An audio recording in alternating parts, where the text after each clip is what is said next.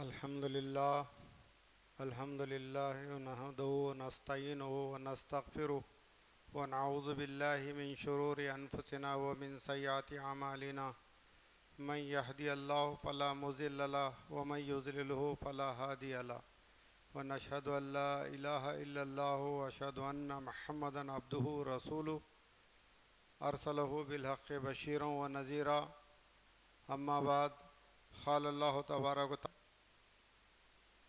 شراب کو حرام قرار دیا ہے، اس پر روک لگا دی گئی ہے، ممنوع قرار دیا گیا ہے۔ آپ کو معلوم ہونا چاہیے مدینے کے اندر بھی جب تک یہ شراب حرام نہیں تھی، ایمان جیسے ہی انہیں احکام ملتے اور وہ اس پر پوری طرح عمل کرتے۔ آدمی کوئی چیز کا عادی ہوتا ہے تو اس کو چھوڑنا بہت زیادہ مشکل ہوتا ہے۔ جیسے ہم کہتے ہیں وہ بہت زیادہ ڈرگ کا عادی ہے، ایڈکٹ ہے، شراب کا عادی ہے، اس کو اتنا جلدی آسانی کے ساتھ نہیں چھوڑتی۔ لیکن قربان جائیں صحابہ کرام رضوان اللہ تعالیٰ علیہ مجمعین کے اعمال پر، ان کی زندگیوں پر جب انہیں احکام ملے کہ یہ چیز تمہارے لیے اب منع کر دی گئی ہے، حرام کر دی گئی ہے، تو فوری طور پر اس کو انہوں نے چھوڑ دیا۔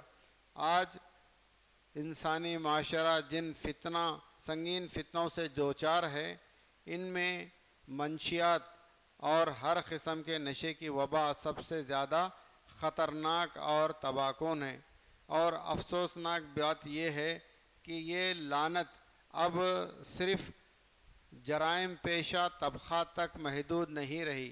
جو لوگ کرمنلز ہیں، جو چور لفنگے ہیں یا جرائم کرتے ہیں، ایسے لوگوں تک محدود نہیں ہے، بلکہ اس سے آگے بڑھ کر اسکولوں، کالجوں، یونیورسٹیوں، تعلیمی اداروں اور کاروباری مراکز، یہاں تک کہ دیہاتوں کے اندر بھی یہ جو ہے سرایت کر چکی ہے۔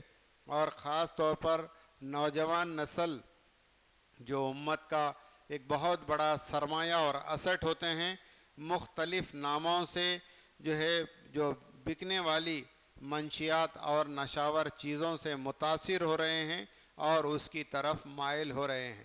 ابھی آپ دیکھیں گے شہر گلبرگہ کے بھی اندر آپ کو کئی ایسے نوجوان ملیں گے جہاں پر جو لوگ شرابی ہے، جو شراب کے نشے میں دھت ہے، وہ آسانی کے ساتھ پہچانا جاتا ہے۔ وہ اس کے پیر لڑکھڑاتے ہیں، اس کا بیلنس جو ہے نا امبیلنس ہوتا ہے، اور وہ فوری طور پر معلوم ہوتا ہے کہ یہ شراب پیا ہوا ہے۔ لیکن آج کل جو نوجوان نسل ڈرگس کو استعمال کر رہی ہے، وہ سب بھی جو ہے نشے کے اندر ہی آتا ہے، اور اس سے ایسے ایڈکٹ ہو گئے ہیں، ایسے عادی ہو گئے ہیں، بڑے سے بڑے جرائم کے وہ مرتکب ہو رہے ہیں۔ ہمارے شہر کے اندر بھی ایسے 20 واقعات آپ کو جو پیش آ رہے ہیں، تو یہ اسی کی جو ہے نا عادتوں کا نتیجہ ہے۔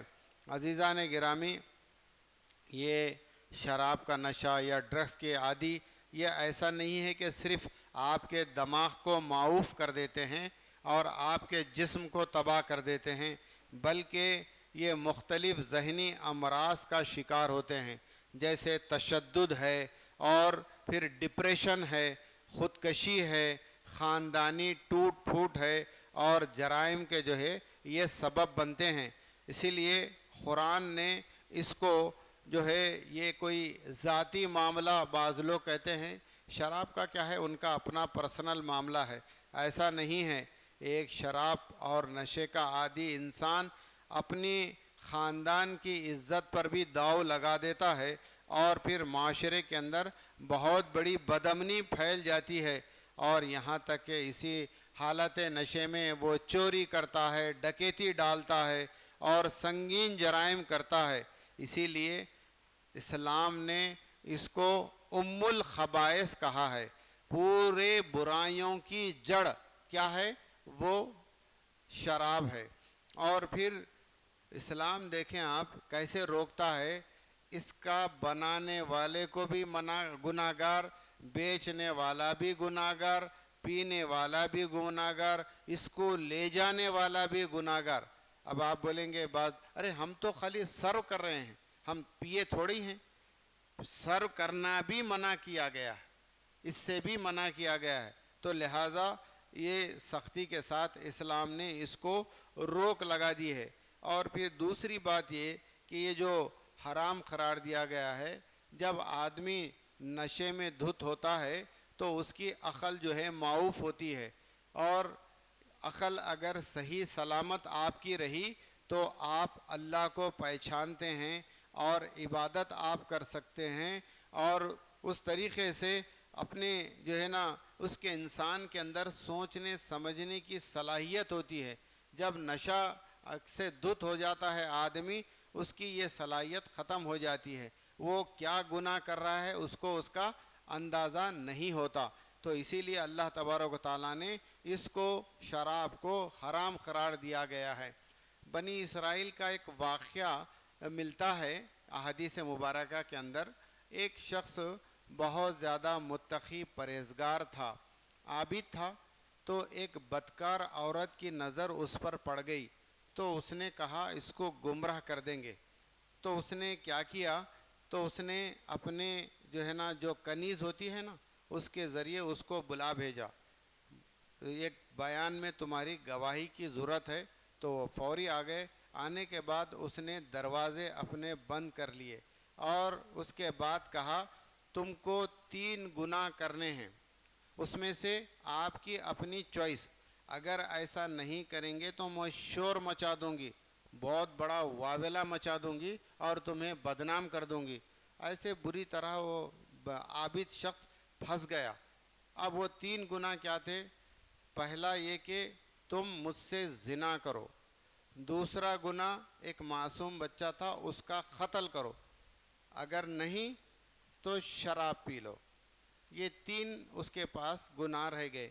تو عابد شخص نے سوچا اب 3 گناہوں میں سے مجھے بچنے کا کوئی چارہ نہیں ہے. زنا بہت بڑا گناہ ہے، اور پھر دوسرا قتل اس سے بھی بڑا گناہ ہے. تو لہٰذا شراب تھوڑا سا ہلکا گناہ ہے، میں کیا کرتا ہوں شراب پی لیتا ہوں. اس لیے کہ اس کو آزاد تھی، اس میں 3 میں سے کوئی ایک آپ کو کرنا ہے. اس نے یہ سوچا کہ شراب میں پی لیتا ہوں تو ظاہر سی بات ہے اس عورت سے مجھے چھٹکارا مل جائے گا اور میں یہاں سے دفع ہو جاؤں گا. اس نے شراب پی لی. جیسے ہی شراب پیا اس نے تو ظاہر سی بات ہے جب آپ شراب پیتے ہیں تو آپ کی عقل معوف ہو جاتی ہے. آپ کیا کر رہے ہیں، کس کو کیا بول رہے ہیں، کیا گناہ کر رہے ہیں، سوچنے سمجھنے کی صلاحیت ختم ہو جاتی ہے. تو جب وہ نشے میں دھت ہو گیا اور شراب جو ہے نا اور سر چڑھ کر بولنے لگی، تو اس نے پہلا گناہ کیا کیا؟ پہلا گناہ یہ کہ اس نے زنا کا مرتکب ہو گیا. اور پھر دوسرا گناہ اس نے جو ہے اس بچے کا قتل بھی کر دیا. تو آپ کو اندازہ ہوگا اس واقعے سے ہمیں پتہ چلتا ہے. اسی لیے نبی صلی اللہ علیہ وسلم نے فرمایا تم شراب پینے سے بچو، تو تمہارے لیے منع کر دیا گیا ہے. یہ تمام برائیوں کی جڑ ہے، اس کو ام الخبائث کہتے ہیں. یہ تمام برائیوں کی ماں ہے، اس سے تم بچ کے رہو. ایک مرتبہ آدمی پی لیتا ہے تو نشے کی حالت میں وہ چوری بھی کر سکتا ہے، ڈکیتی ڈال سکتا ہے، تشدد پیدا کر سکتا ہے، بڑے سے بڑے گناہ کا ارتکاب ہوتا ہے. اس کو ذرہ برابر بھی احساس نہیں ہوتا. اور آپ دیکھیں گے نہ اس کی عزت کا پاس و لحاظ ہوتا ہے، نہ اپنے کپڑوں کا جو ہے معاملہ ہوتا ہے. یہ آئے دن کے جو واقعات ہو رہے ہیں، اب شراب سے زیادہ اس کی جگہ جو ہے نا ڈرگس نے لی ہے. ڈرگس کیا ہے؟ ایک چھوٹے سے جو ہے آپ کو پاؤڈر نظر آتا ہے، ایسے پوڑیاں ملتے ہیں. آج باقاعدہ اس کے کاروبار بھی کر رہے ہیں لوگ.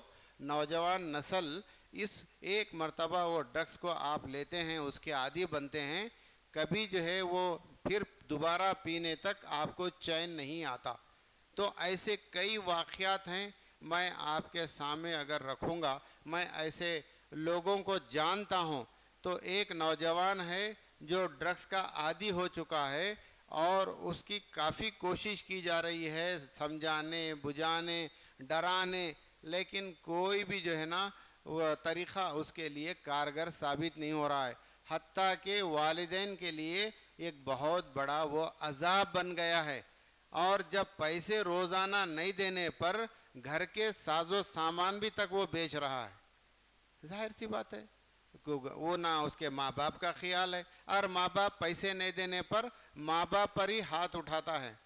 ابھی یہ واقعہ ہے، غریب طبقے کے لوگوں کی بات کہہ رہا ہوں میں۔ اور پھر ایک نوجوان جو پڑھا لکھا الحمدللہ گریجویٹ، اور پھر دیکھیں آپ وہ ڈرگ کا عادی ہے، شادی ہونے کے بعد جو ہے نا اپنی بیوی پر جو ہے اس طریقے سے وہ حملے کیا، تو ہوا یہ کہ فوری اس کی صورتحال کو دیکھ کر نوی نویلی دلہن فوری 2 سے 3 مہینے کے اندر اپنے مائکے چلے گئے، گھر ٹوٹ گیا۔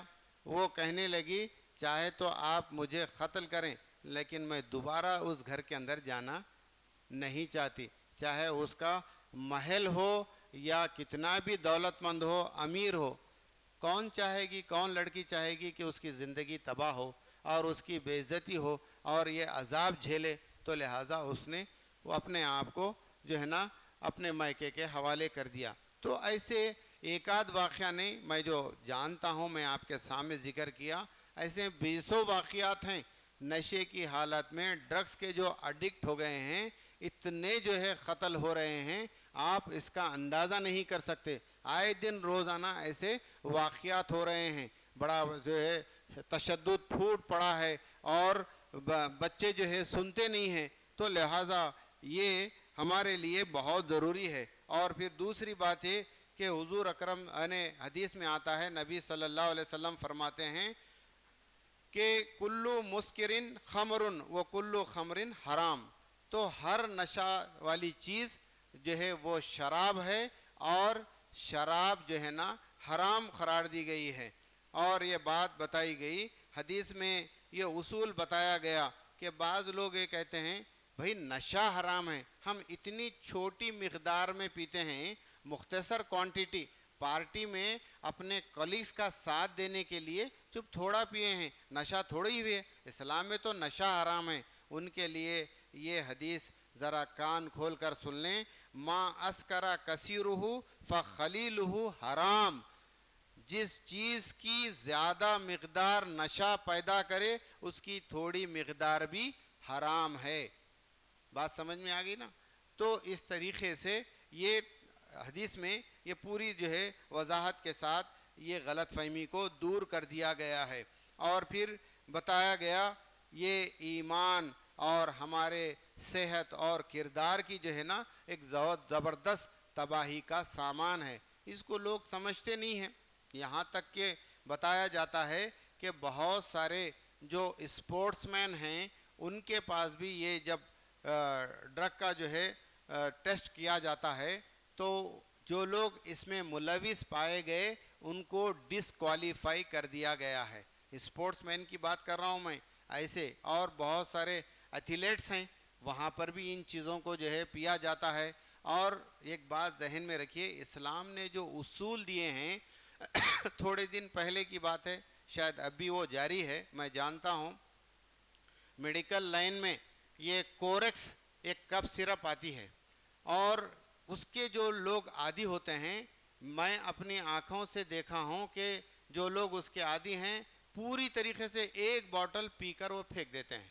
اور اس کے علاوہ فینسیڈل بھی جو ہے ایک کف سیرپ ہے جو میڈیکل کے اندر اویلیبل ہے۔ کورکس کو تو انہوں نے بیان کر دیا گیا۔ اب آپ دیکھیں گے بڑے بڑے ڈرگ انسپیکٹرز ہیں، وہ تو ظاہر سی بات ہے میڈیکل میں خالی پیشنٹ کے لیے سیل کے لیے دیتے ہیں، اس کے اندر جو عنصر پایا جاتا ہے، جو کانٹینٹ ہے، وہ کانٹینٹ تو آپ بولیں گے بھئی وہ تو کھانسی کی دوا ہے، ایسا نہیں ہے۔ حدیث میں یہ بات بتا دی گئی، ہر وہ چیز جو تمہیں نشہ دلا دے وہ شراب ہے، اور شراب حرام ہے، چاہے وہ آپ کھانسی کی بوٹل ہی پی لیں، آپ کوئی پاؤڈر بھی پی لیں، جو جس شکل میں ہو، جس نام سے ہو، آپ کے دل و دماغ کو وہ معاف کر دے اور وہ نشہ پیدا کرے، وہ شراب ہے، اور شراب چونکہ حرام ہے۔ اس میں مقدار کم ہے زیادہ ہے، یہ سب جو ہے ہیلے بہانے ہیں۔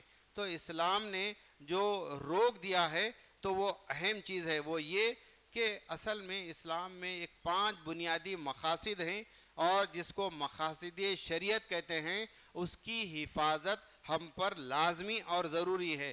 ان میں سب سے پہلے دین ہے، اور دوسرا ہے جان ہے، تیسرا ہے عقل ہے، اور چوتھا ہے نسل ہے، اور پانچواں ہے مال ہے۔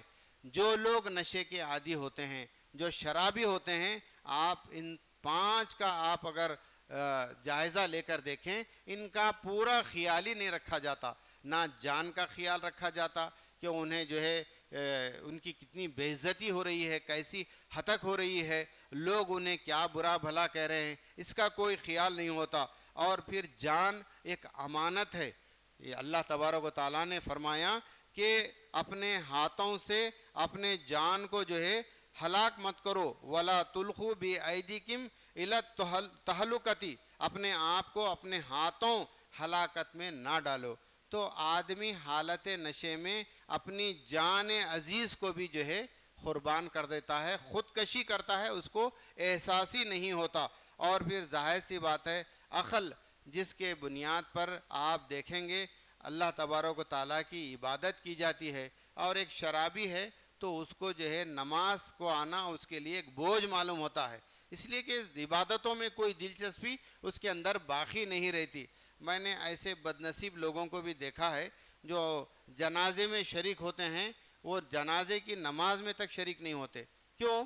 کہ انہیں بھی نہیں وہ پی کر رہے ہیں۔ آپ اندازہ کریں تو کیا صورتحال ہے مسلمانوں کی۔ تو یہاں یہ بات بتائی گئی کہ اور پھر دوسرا یہ کہ ایسی نسل جو انہیں جو ہے نا ان کے بچے اور کیسے نکلتے ہیں جو شرابی کے، آپ اندازہ کریں وہ گھر کتنا بڑا جو ہے نا ہمارے لیے عذاب کا گھر ہوگا، جہاں پر اس کے بیوی اور اس کے بچوں کے کوئی حقوق ادا نہیں کیے جاتے۔ اس طریقے سے وہاں پر بھی جو ہے ان کا گھر جو ہے جہنم کا مرکز بن جاتا ہے۔ اور پھر مال کا ضیاع، تو اگر اس کے پاس پیسے بھی نہیں ہیں، شرابی کی حالت ایسی ہوتی ہے لوگوں سے بھیک مانگ کر پینا بھی اس کے لیے گوارا ہوتا ہے، اس لیے کہ ایک دفعہ عادی ہونے کے بعد یہ چیز اتنے یعنی جو منہ سے جو لگتی ہے وہ آسانی کے ساتھ چھوٹتی نہیں ہے۔ تو اس کے لیے یہ بات بتائی گئی کہ اب ہماری ذمہ داریاں کیا ہیں۔ تو اللہ تبارک و تعالیٰ نے فرمایا اسلام میں جو برائیوں کو روکنے کا حکم دیا گیا ہے، اور فرمایا گیا من را منکم منکرن فلا یغیر بیدیہ فَإِن لَمْ يَسْتَطِعْ فَبِلِسَانِهِ فَإِن لَمْ يَسْتَطِعْ بِقَلْبِهِ اور وَذَلِكَ أَضْعَفُ الْإِيمَانِ۔ فرمایا گیا، یہ مشہور حدیث ہے، آپ نے بارہا سنا کہ تم میں سے جو کوئی کسی برائی کو دیکھے تو اسے اپنے ہاتھ سے روکے، اگر اس کی طاقت نہ ہو تو اپنی زبان سے روکے، اور اگر اس کی بھی طاقت نہ ہو تو دل میں اس کو برا سمجھے۔ اور یہ ایمان وہ ایک ضعیف ایمان کی کمزور ایمان کا درجہ ہے۔ اور پھر دوسرا یہ کہ ایک تو سارے مسلمانوں کی یہ ذمہ داری ہے، اس تعلق سے ہمارے گھر میں، ہمارے معاشرے میں، ہمارے خاندان میں، اپنے دوست احباب میں جو کوئی نشے کا عادی ہو۔ بعض لوگ تو ایسا کہتے ہیں اب ہم کیا بولیں گے بھائی، کیوں نہیں بول سکتے آپ؟ اگر آپ نہیں بولتے ہیں تو اللہ کے پاس پوچھ ہوگی، اللہ کے پاس ہم ذمہ دار ہوں گے۔ اگر آپ ڈرا کے بول سکتے ہیں تو ڈرا کے بولیے، ہاں مار کے بول سکتے ہیں تو مار کے بولیے، ہاں اور نہیں تو کم سے کم آخری ایمان کا درجہ یہ بتایا گیا کہ دل میں تو برا سمجھے ان سے آدمی۔ اس لیے کہ ایک بات ذہن میں رکھیے، اسلام جو اجازت بات کرتا ہے وہ گناہگار سے نفرت کرنے کا حکم نہیں دیتا، گناہ سے نفرت کرنا ہے۔ اس کے اندر ڈاکٹر کا کام ہم کو کرنا ہے۔ ڈاکٹر کیا کرتا ہے؟ اگر کوئی اس کا ہاتھ انفیکٹ ہو گیا یا سڑ گیا تو پورے پیشنٹ سے نفرت نہیں کرتا، جتنا ہے اتنی ہی جو ہے وہ سرجری کرتا ہے۔ تو مطلب کیا ہے؟ مطلب یہ کہ یہ بات بتائی گئی، ہمیں تربیت دی گئی کہ جو گناہ ہمارے دوست میں، ہمارے رشتہ دار میں اگر ہے، آنکھ بند کر کے خاموش نہ بیٹھیں، آپ کا زور چلتا ہے، یہ حدیث ہمیں بتاتی ہے، اس کی جو ہے برائی کو دور کرنے کی کوشش کریں۔ کتنے ہی ایسے لوگ ہیں نیک اللہ صفت بندے جو جماعتوں میں بھی اس طرح ماحول ہوتا ہے، ایک دوسرے کو جو ہے سمجھا کے انہیں منع کے افہام و تفہیم کے ذریعے ان کی عادتوں کو چھڑا دیے ہیں۔ جو لوگ کل تک شراب کے رسیا تھے، آج بالکل طریقے سے وہ چھوڑ دیے ہیں اور مرتے نہیں ہیں چھوڑتے ہی، آہستہ آہستہ ان کی صحت بھی اچھی ہوتی ہے، ان کی زندگی کتنی پاکیزہ ہوتی ہے۔